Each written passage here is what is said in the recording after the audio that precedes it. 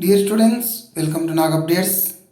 తెలంగాణలో inter first year పరీక్షలు నిన్నటితో పూర్తి అయిపోయాయి. అదేవిధంగా సెకండ్ ఇయర్ విద్యార్థులకు ఈ రోజుతో పరీక్షలు ముగినున్నాయి. ఆల్రెడీ మనకు పేపర్ వాల్యుయేషన్ కూడా స్టార్ట్ అయింది. 16వ తేదీ నుంచి ఇంకా ఎక్కువ మంది లెక్చరర్లు దీనిలో పాల్గొనడం వలన ఇంకా స్పీడ్గా ఈ ప్రక్రియ అనేది జరుగుతుందని చెప్పేసి చెబుతున్నారు. ఈ మొత్తం వాల్యుయేషన్ ఒక నెల రోజుల పాటు జరుగుతుంది. ఎప్పటికప్పుడు ఎగ్జామ్ పూర్తవుతూనే ఆ పేపర్లను ఎక్కడైతే మనకు వాల్యుయేషన్ జరుగుతుందో ఆయా కేంద్రాలకి తరలించామని చెప్పేసి చెబుతున్నారు. ఈ సంవత్సరం ఫస్ట్ ఇయర్ మరియు సెకండ్ ఇయర్ కలిపి దాదాపు తెలంగాణలో 10 లక్షల మంది విద్యార్థులు రాస్తున్నారు. దీన్ని దృష్టిలో ఉంచుకొని మనకు వాల్యుయేషన్ సెంటర్లను కూడా పెంచారు.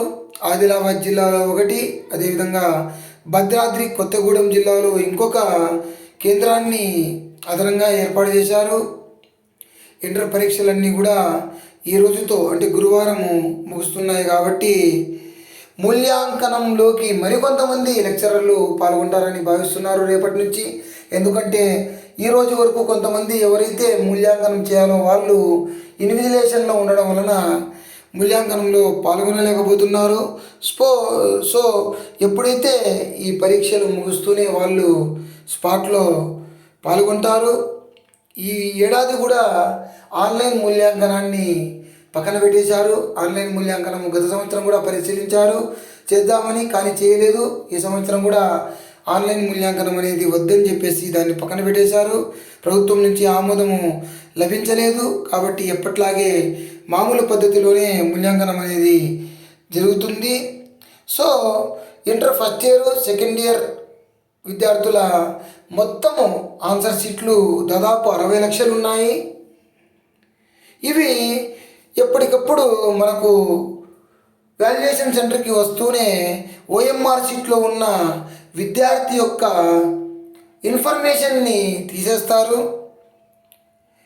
దాని స్థానంలో ఒక కోడ్ నెంబర్ని ఇస్తారు.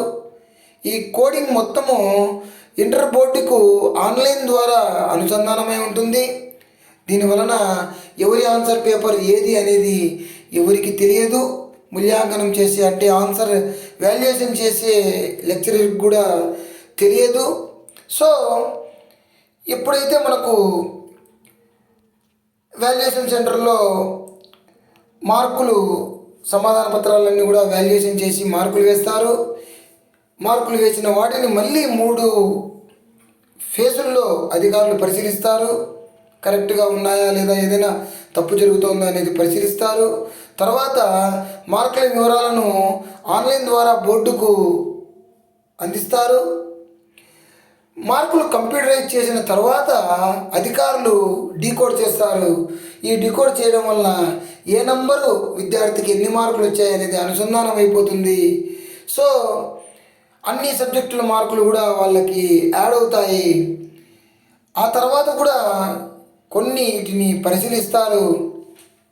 దీనంతటిని కూడా నిరంతరము పర్యవేక్షిస్తూ ఉంటారు.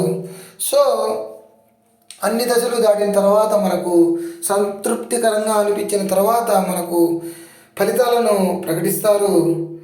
ఈ సంవత్సరము వీలైనంత తొందరగా ఫలితాలను వెల్లడించాలని భావిస్తోంది. ప్రతి సంవత్సరము ఏప్రిల్ 4వ వారంలో మనకు ఫలితాలు అనేటివి వస్తాయి, తెలంగాణ ఇంటర్మీడియట్ రిజల్ట్స్. కానీ ఈసారి 3వ వారంలోనే రిజల్ట్స్ ఇవ్వాలని చెప్పేసి అనుకుంటున్నారు. కాబట్టి మూల్యాంకనము అదేవిధంగా డీకోడింగ్ వేగంగా పూర్తి చేసి 3వ వారంలోనే ఫలితాలు ప్రకటించాలనే ఆలోచనలో ప్రభుత్వం ఉంది. సో వీలైనంత త్వరగా ఫలితాలు ప్రకటించేందుకు కృషి చేస్తున్నామని చెప్పేసి ఇంటర్ పరీక్షల విభాగం అధికారిని జయప్రదాబాయి గారు తెలియజేశారు.